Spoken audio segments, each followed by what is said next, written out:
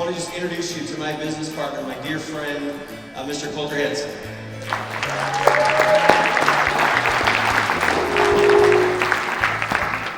He's too kind to me, really. But honestly, that journey has been one of the most incredible things. In this past 2 years, I didn't see this, right? I didn't see where Ryan's vision would take us, and the amount of trust that he would place in us, our team, in being able to create an incredible company. And he talked a little bit about my background, and I have loved business since I was 14 and working in a little convenience store for my aunt. And I saw the money coming in and the products going out, and then I saw her in the inventory and buying products and making sure that it was on the shelf. And I caught the vision of, this is business. And then I started my own landscape business after working for somebody else. And I made $3,000 on a project that, had I been working for somebody else, I would have made $300. And I caught the bug when I was 17, 18 years old, and I started to run. And then I came home from Brazil after a 2-year mission for the Church of Jesus Christ of Latter-day Saints, and came home and I jumped in with mentors in the real estate industry. And this has shaped me to building businesses. And then I figured out, I don't know anything about business. I didn't know anything about real estate. And I started to get educated, and I spent 2 years in a real estate education course while I was getting my master's degree in accounting, because I needed for myself to understand the language of business. It's not because I loved accounting. It's not because I am passionate about debits and credits. But I knew what those professors were teaching me would lay a foundation of methodical thinking and providing a structure for building a business that becomes not just this run-of-the-mill business, but something that you can drive with passion and that you can become profitable in. And I'm always curious as to why people are in business. What drives them to be there every single day? Why is it that they get out of bed, and that excuse of, I'm going to work 80 hours a week so that I don't have to work 40 hours for someone else? I don't really buy that. But creating something that you're passionate about, 80 hours of work is not work, it's what you do. It's just life. And this passion drives you to building something bigger, better, and more awesome than I could have imagined 2 years ago when I first met Ryan, and what we've created here and what we're doing together. I want to share with you a couple of things. This is my family at the Kentucky Derby this year. And if there's anything that drives me more, is it's providing for these 4 girls. That wonderful woman that stands at my side and takes my crazy ideas and what we do every single day and runs with it with me. And you have to have a good partner. You have to have people that are there and support you and mentor you and care about what you're doing just as much as you do. And it takes you sharing that vision and talking to them about what you're trying to do and accomplish, and doing it over and over and over again until the point you're almost sick of telling that story. And I brought this hat up here thinking about what it could represent. Any reasons why you think this might be up here? What does it remind you of? Say it out loud. Greatest Showman. Okay, what else? I heard magician. Magician. Okay, so here I want to reach in and I want to just pull out all my tricks.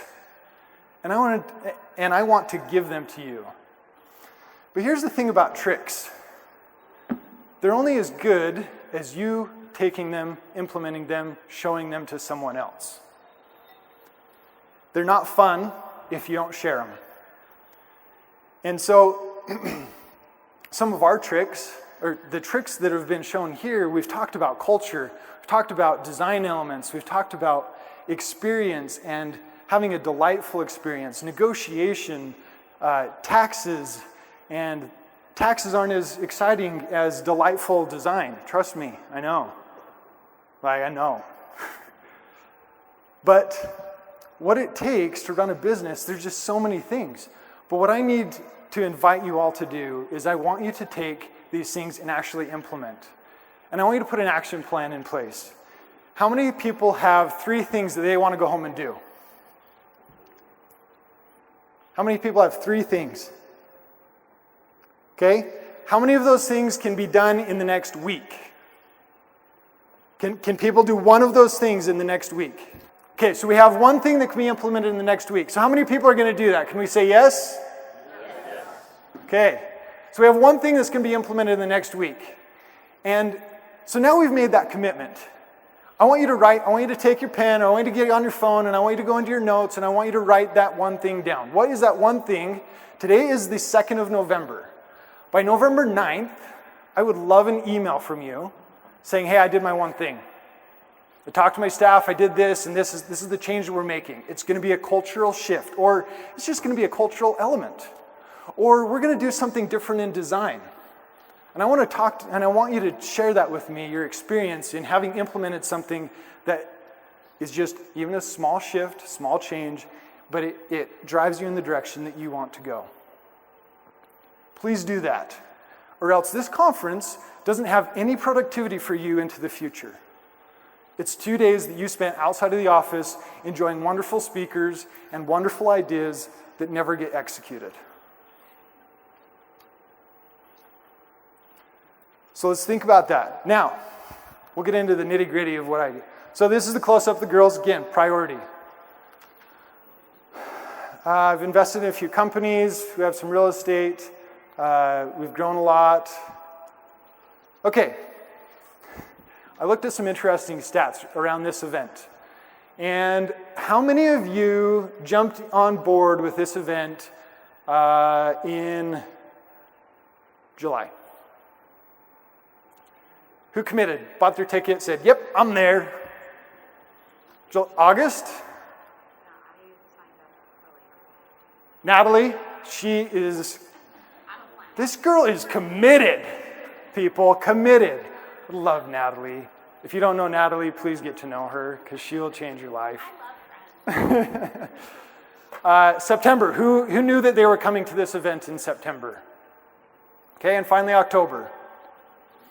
Okay, progression of information and getting in front of the audience so that finally they will commit. Now, I'm okay with you. I'm okay with you having just committed within the last 2 weeks. But I really would have liked to have known that you were going to be here 2 months ago. But I look at the numbers, right? But knowing what we were creating here, I knew that people were going to show up.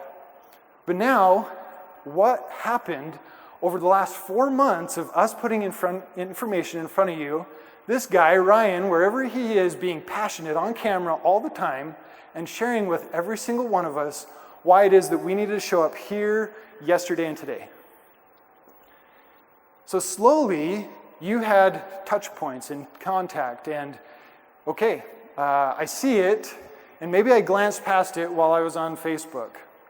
And then I committed and I watched the first 10 seconds of the video, and I saw what they were doing a little bit. And then I got on their Facebook page, and I spent 35 seconds there on their Facebook page, and I was like, oh yeah, that looks like an interesting conference. And then I spent 60 seconds actually looking at the itinerary, the agenda. And I saw one speaker that really resonated with you. And this progression of contact points and touch points then led you to finally committing at whatever point that was. Now, we didn't create a lot of urgency around this event because we were value. But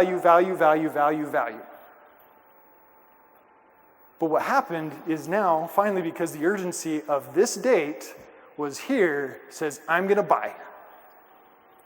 But those contact points, slowly, over time, turned into you showing up here today. Whether that was a personal invitation, it was a Facebook Live, it was a radio ad, it was TV coverage, whatever that was, you showed up here today based on those contact points that worked. Now I want to talk about your business. How many of you, let me get a gauge. How many of you own businesses? Okay, keep those hands up. Executive management, marketing teams. Okay. So now we need to talk about, we are the leaders of businesses. And we have to drive forward with passion where we are going, what we're doing, what we're trying to accomplish. And we have to drive that into everyone that is part of our organization. We communicate that with them. We take that over time, and we have to help them along that same path that we want to take them on, so that ultimately we become the business that we envision and understand needs to happen for us. Okay, next one. All right, so I want to go through a little exercise. Now that you have your pens, papers, whatever you're writing down on, I want you to write about what is one piece of your passion about your business that keeps you coming into work every single day. A little bit of passion. Okay? Now I want you to think about ways that you've learned from this conference, or you've learned from the last 6 months or 6 years. What is one way that you can figure out how to get it in front of twice as many people? That passion, that one thing. And then, yeah, I think it'd be awesome if we could 2x ourselves with efficiency and think about how we can grow our businesses more efficiently. All right, a couple of things that I think are really interesting to me, and I'm gonna really blaze through this. Profitability is very important for every business to be able to strive, keep paying employees, keep taking care of customers, and grow, right? Profitability includes you providing a value exchange. You have a product or service that you're passionate enough about to spend thousands, tens of thousands, millions of dollars on to produce, to create. So now, because you're so passionate about it and you've invested those dollars of creating this product or service, you have this amazing product, now who are you going to tell about it? Is it just going to be your brother-in-law at the family reunion during the summer, and then you're going to rely on word of mouth to happen? I mean, we're all guilty of thinking that that would be okay. But how am I going to more efficiently communicate my message in a way that my brother-in-law doesn't just have the idea of what we do and what we can provide, but why we provide it? And now he has resources how can we give him resources to be able to launch that conversation, if it happens in word of mouth, into the next conversation, into a sale? Oh, I forgot one piece. So we have profitability, value, we have to create margin in that to be profitable, right? Sustainability is a huge factor in businesses. And under sustainability, consistency and processes have to be in place. Once you sell a product, you have to have a process of being able to deliver that product. If Amazon took all these orders and no orders showed up for 6 weeks, don't you think customers would be a little bit angry? But those guys have the science down of delivering products once an order happens. And when it shows up on my doorstep 24 hours later, sometimes I'm happy, and sometimes I'm still happy because my wife's happy. So this fact of that we have to design these things, and we're doing that, and implement. One thing that's happening next week, and we need to talk about the process. What is the process that you're going to create that helps your business move forward? Okay, so now we're going to answer a couple of things. So in that profitability, we want to focus on the ideal customer. We've talked about customer, we've talked about people, and how we can make sure that we manage those in a way that it grows, it creates more possibilities for us. Now, what does your ideal customer look like? Ideally, there is a margin. I've talked to businesses that aren't making any money. that they just keep going and they keep selling products and they're just scraping by. But there has to be a margin in there. But then you have to create an environment, a product or service, that there's a reduction of friction in the transaction to a degree that people will continue to come back, they'll tell other people about you, and you have your ideal customer. Ideal customer, you make money, and there's very little friction. You're not going to get rid of the friction. There's going to be an unhappy customer, you take it in stride, and you keep selling more products and services. It's what we do. Okay, what problem are you solving for your customer? Now, I want you to write this down. What is a single problem that you solve for your customer? Just one.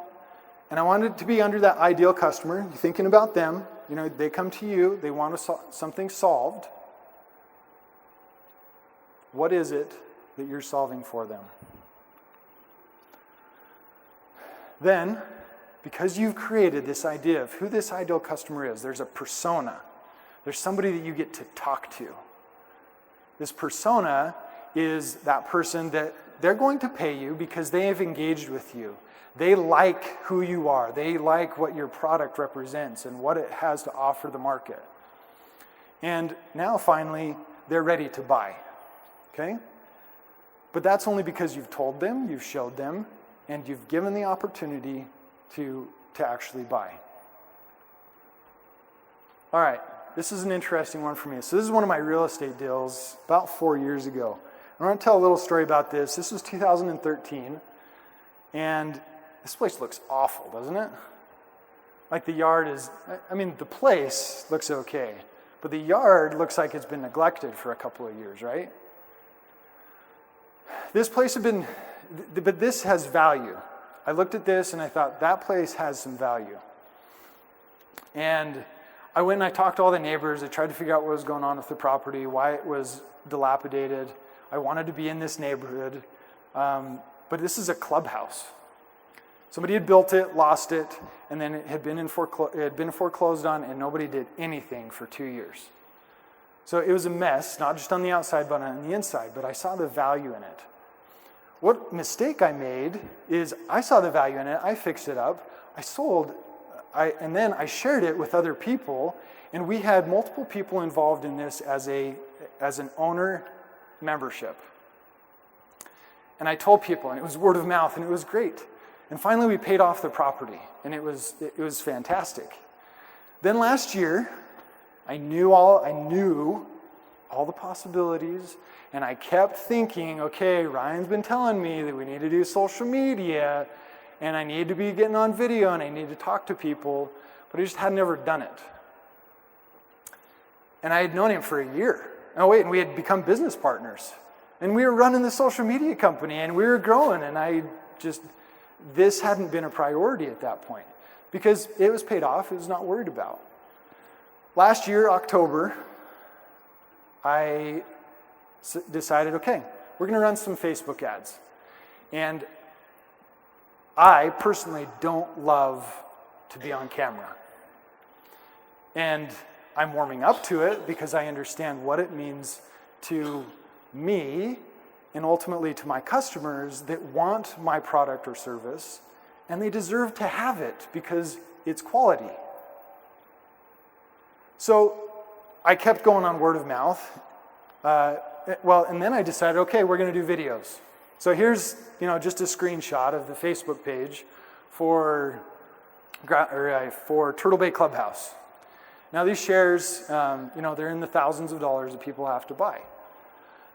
But we spent $800 on organic, simple videos, and we sold 7 shares within 25 days. And I had conversations with probably 20 people, and I needed to talk to, and I needed 7 of those. And I wanted to do it in a 6-week time frame, and we did it in 25 days. It changed that entity. It changed that property into something that now there's improvements, there's advances, there's additional things we can do with that because of what that did last year for that single property. So you can do the math. It was like a 30x on our ad spend. And it changed that. Changed my paradigm in the fact that I had to do video. I had to get in front of people that I would have never, ever talked to ever before had I not gotten on video. And I run a video company, for heaven's sake, right? There's 500 million people on Facebook. There's so many people there. And think about the 500 million on Facebook. There's, how many on Facebook? Now I've lost my numbers. There's 1.3, 1.5 billion people on Facebook. 500 million of them get on every single day and watch video. So let's talk about how we can get on video. Let's talk about the $0 production plan. How many like the price point of $0? Okay, wait, just sorry. It already cost you $500. Already has. And I want you to reach in your pocket, take it off the table, and hold it up. Please hold it up for me. The $500 that you spent on that cell phone is the best investment you have made in the last 20 years that you probably have had a cell phone. It is the best investment you've ever made if you use it. And we have to figure out how to use our assets to our advantage. And that's the greatest asset you have. But now you have to turn it around and say, hey, customer, will you buy from me? In a more tactful way than that. But we have to talk to them in a way that is authentic to them. And we've talked about authenticity and ways of being able to do that. And I have some resources I want to share with you as to 7 tips of how to do an effective Facebook Live and some other tips. And we'll get some downloads for you, and it'll be on the RizeCon page, and we'll get those for you. But I want you to think about a couple of things right now. Earlier, we did an exercise. You wrote it down, and you thought about your ideal customer. Now, that ideal customer is your audience. That ideal customer identifies with a persona that you want to talk to every single time, every single day, so that you can introduce them to more possibilities of doing business with you. So I want you to think about the demographics. I want you to think about the geographics. Where are they located? How old are they? Gender, are they male or are they female? Who is it that's engaging with my product? Why do they care about my product? Okay, the audience. We want to understand who they are so that you can talk to them in an authentic way, in a way that engages them so that they will listen to the next step after this, which is identifying their villain. We've already identified what was the problem. Can somebody share one of the problems that they wrote down earlier that their customer has? Somebody share with me? Time. Carolyn.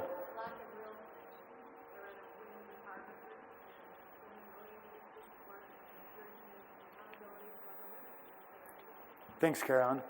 Lack of real connection. So Carolyn does a women's group, and lack of real connection. Time.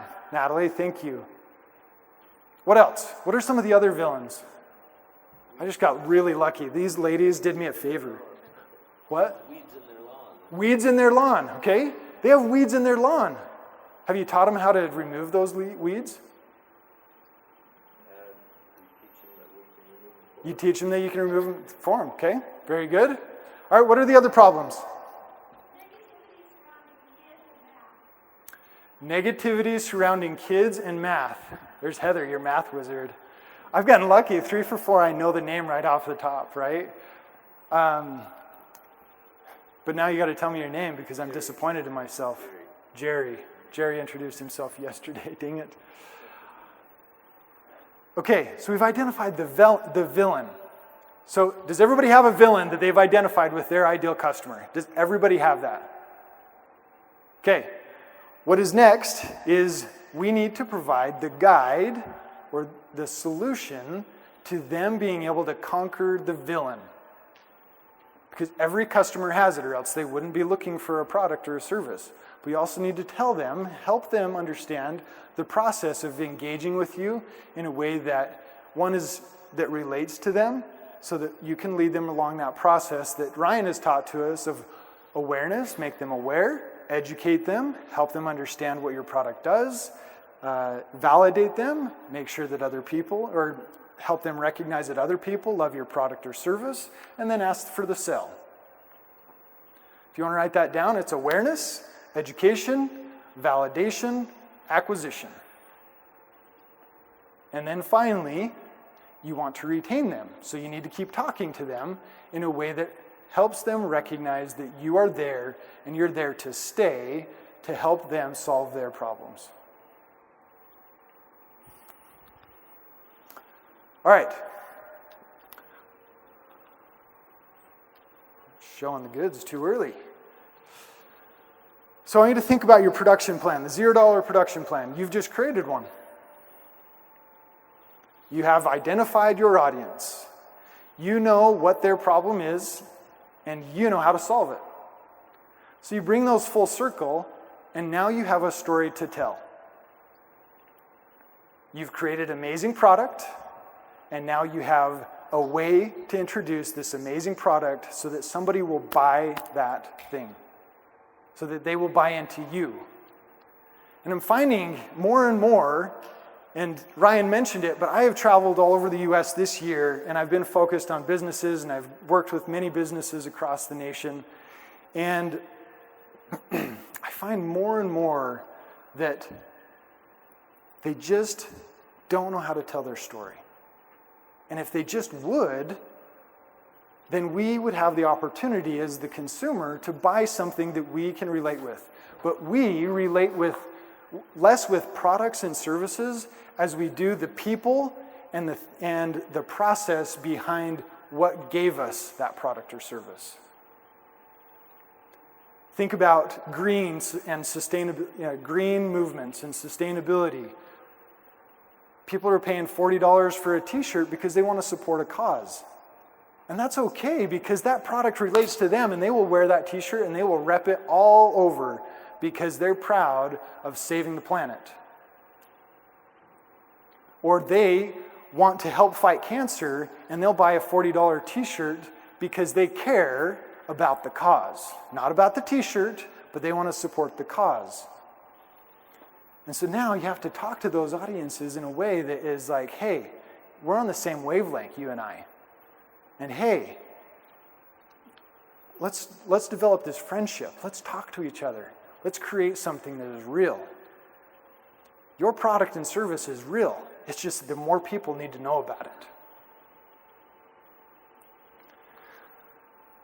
This is one of my production plans that I would have created for you guys. You're my audience. Okay? Idaho Bay, small, medium-sized businesses. That's what we've got here, right? We don't like cameras. We're really not excited about turning it around and saying, hey, I've got a product. Or, hey, this is what I do. We don't like it. It's hard to turn it around and get out of our comfort zone and do something that we've probably never done before.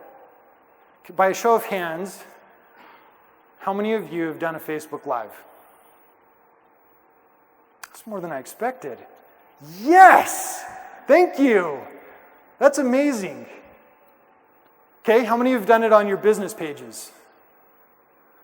Okay, and personal pages? Okay, very good. Now, does the same content go on your personal page as it does your business page? Maybe. There's a different audience, right? There's the personal page, friends and family, you want to talk to them in a way because they love you and they want to connect with you and they don't want to just be sold to all the time. But your business page, if they know that it came from your business page and it matters to you there, they will care, they will listen, and they will become a part of your audience there as well. Okay? So now you have to talk to them and help them along that journey. Okay, so I didn't cover a couple of points, but one is, the solution. Can't get rid of that, dang it. The solution is, look, we have to talk to the camera like it's our best friend. We have to talk to people Like, hey, you know what? You and I, we fit. Like, this product works, and I wouldn't be telling you about it if I didn't trust it. And if I wasn't passionate about what it can do for you, then I wouldn't be jumping on here and putting my butt on the line. But now let me help you understand the steps that it'll take for you to do something about this product that relates with you and your wants and desires. Okay? And then you have to care, right? You have to care enough to share. Now, it's cheesy, and I really didn't like that when I came up with it. But honestly, we have to care enough to get in front of the camera and talk to that person that needs that product. You know, it might be as boring as accounting for a business owner. And hey, you know what? That every business owner needs a good accountant. They need them. I hire them because I know what they do for my business. But it's not that I want to sit and watch an hour-long video about accounting every day. But if I know that that person's educated in what they do, and they know how to talk the talk and walk the walk, then I'm going to engage with them, and I'm going to make sure that I'm going to check some of their facts. I'm not going to check all their facts, but I'm going to make sure that they know what they're talking about to a degree that I trust them, and now I'm going to buy from them and make sure that they can take care of me in a way that I think is right for us. All right. We have so many places where we can put things. There's Facebook, there's Instagram, there's YouTube, there's email. How do we control it all? How many people are frustrated with your email open rates? How many do email campaigns still? Okay, good. How many would like to get in front of 10,000 people in the next month? Okay, I like it. And have you found where you can do that? Where's a place that you think you could get in front of 10,000 people in the next month, and could you do it door to door? No. But we have to do it efficiently. So where are the efficiencies? Okay? I know and have seen businesses get in front of 10,000 people, cold audience, that then warms up. I've seen them get in front of 10,000 people with a single video on a $100 ad spend. That's pretty crazy. But then you think about the numbers. We want to back into that a little bit. I'm going to get in front of 10,000 people, maybe 100 will engage, and then maybe there's 10 that'll start a real conversation, and maybe I'll close, 1 to 3 deals. That's still okay, isn't it? For $100? Now, if your price point is $10, then it probably won't work, right? But maybe it will if they'll buy a $10 product from you every month for the next 24 months. But you have to talk to them. Your email click rates.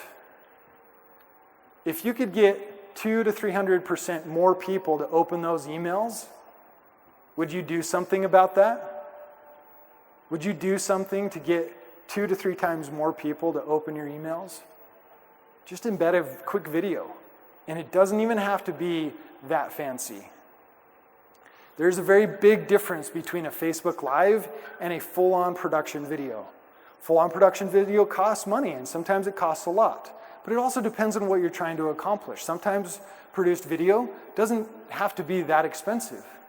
But what are you trying to accomplish? And if you created something, an idea of what you're trying to get in front of your audience, so that you can deliver that product or service in a way that they will engage with you, they'll start a real conversation, and then they'll become a buying customer.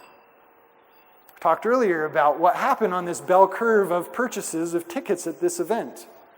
The urgency happened when the event was here. And so there are points when you can create urgency, and in marketing, there are ways of creating urgency, but we have to get them on that slope. Help them understand. Give that first touch point of, hey, we're here. And hey, you know what? I was walking through the office and I had a cool conversation with my staff member. This is a new product idea that we have, or this is what we're launching. I just wanted to do a 15, and not, this is X of the conversation.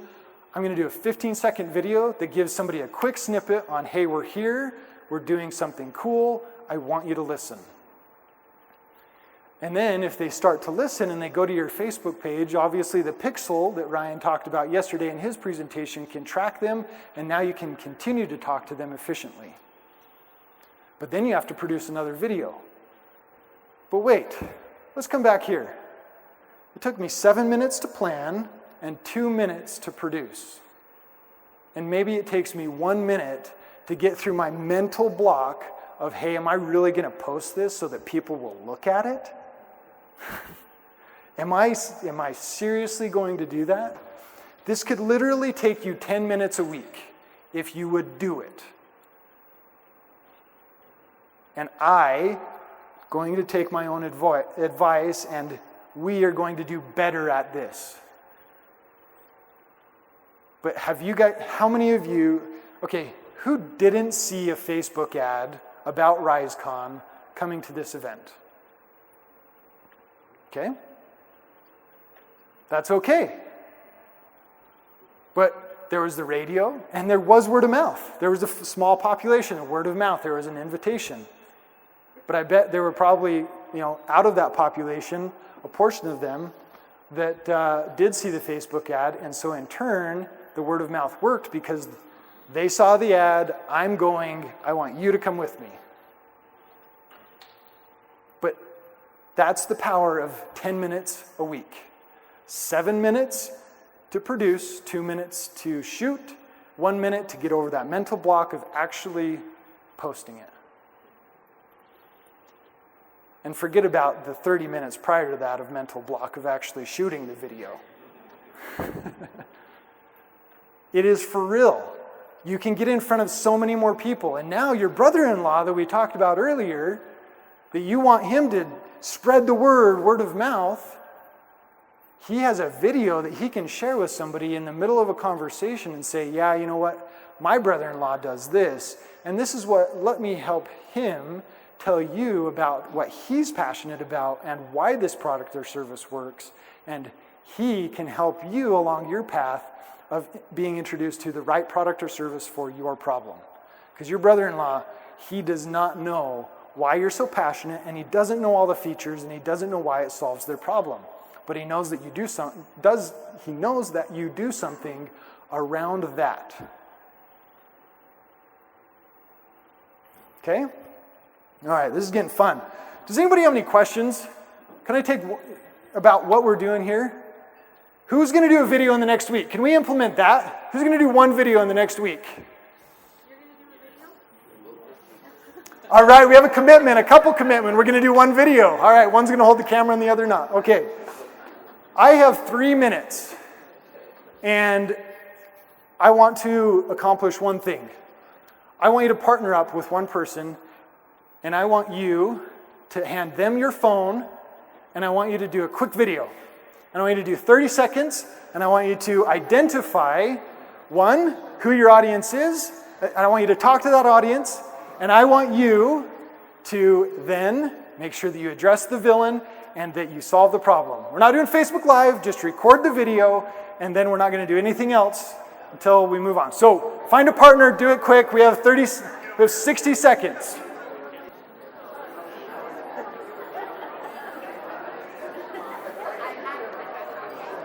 Okay, 10 seconds, wrap it up, and then turn it around, and the other person goes. Okay, guess what? Everybody is a producer now. Everybody is a producer. Okay? You just created something, and I hope everybody got the chance to do that. But guess what just happened? You didn't have any time to think about that, but we happened over the last 45 minutes.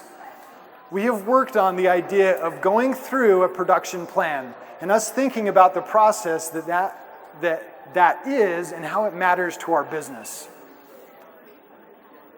And what that just did is now with that urgency, that 10 seconds you had to get the camera going and roll. Now you have an asset for yourself.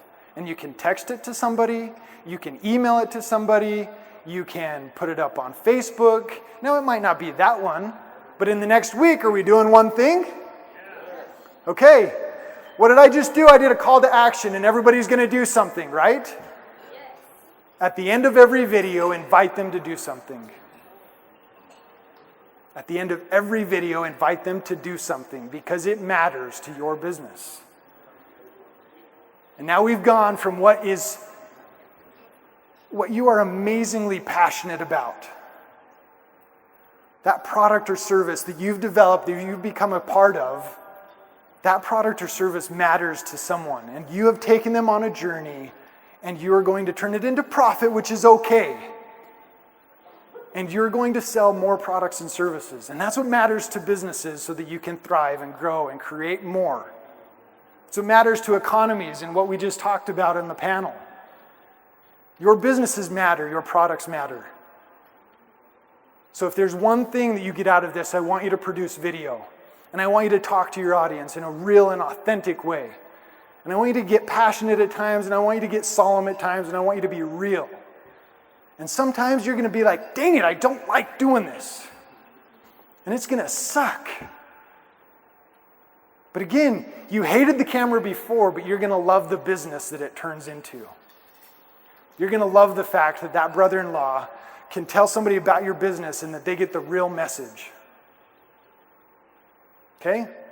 Go and tell people about your business. Get on video, do Facebook Live, whatever it takes, tell more people, because those people that are going to buy, they care and they want to do business with you because you care about them. You love and are passionate about your product enough to tell them. So go do it. Thank you for being here. I'm so excited that I got to be here, and go shoot some video, please.